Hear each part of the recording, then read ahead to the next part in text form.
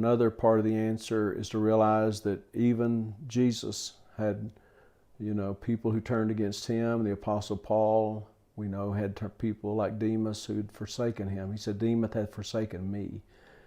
This is Master Ministry, tips, tools, and truths to advance eternal effectiveness in ministry. I'm your host, Douglas Hammett. Let's move into the broadcast now. I've had conversations over the last week with 4 preachers, extremely discouraged. I wouldn't say depressed, but I'd say discouraged, definitely. And being in the ministry as long as you have, you've had your times of difficulty, obviously. How would you speak to preachers, pastors especially, who are facing difficult times, etc., and in need of encouragement? How have you been able to deal with discouragement yourself, and in turn, what would you counsel preachers? Okay, it's a good question, because I think now, as an older, more seasoned pastor, I see discouragement as being more an issue than I've ever seen it. And I think part of that has to do maybe with the times we're living in, but I've even been through those times myself, which I guess maybe all of us felt this way when I was young and zealous, and I want to be old and zealous, but when I just didn't think discouragement, I think I would look down on people who thought that they were discouraged. I mean, what do you got to be discouraged about? You're saved, you're going to heaven, you got the Bible. But the truth is, going through life and dealing with difficulties, and you have a tendency to get discouraged. And I've been through that myself, never depressed, but where I've really, I think, let negative things outweigh the positive things. And so I think it's a very relevant issue because I see it a lot in the pastors that I talk with. And a part of that is, it seems to me, and I'm just speaking from a personal point of view, from having been in the ministry full time for over 40 years, it seems to me like people are more distracted, harder to reach. It seems like there's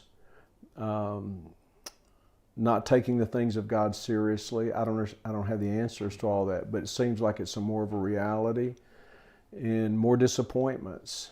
It seems like to me, and the things,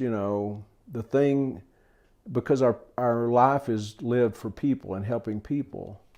Even the Apostle Paul, his joy, crown of rejoicing was people, seeing people saved, seeing people grow.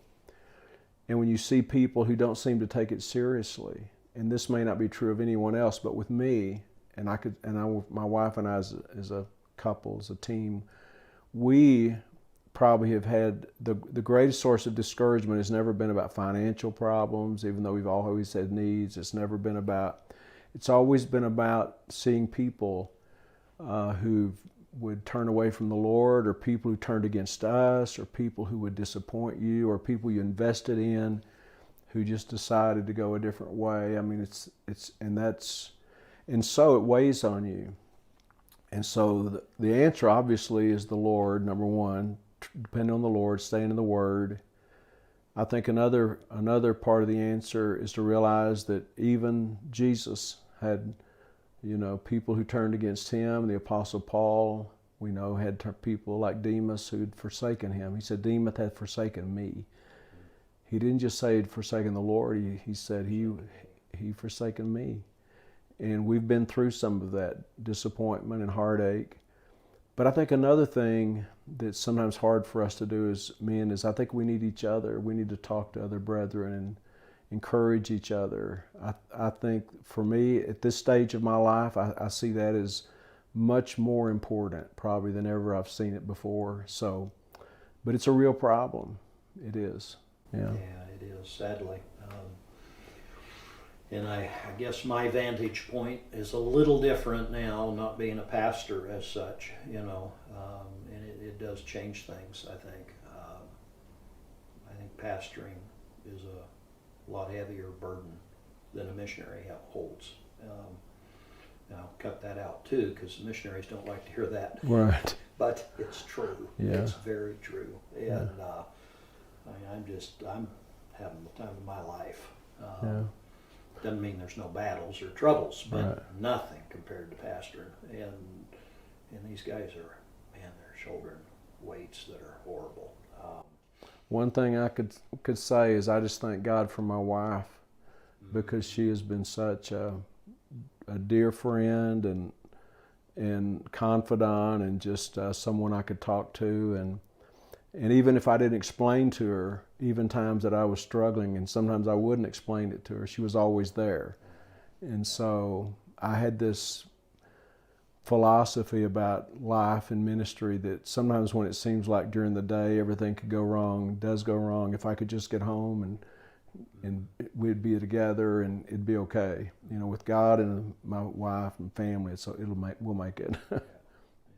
Thanks for listening. You know, your ministry does not have to stagnate or die. If you want to get out of the box and into the book, get some help right now. Give me a shout at pdhammett@gmail.com. We'll discuss what you need and recommend a course of action. Get in touch with me. You can also find tips, tools, and truths to advance eternal effectiveness in ministry and make an eternal impact at masterministry.com. Thanks for listening.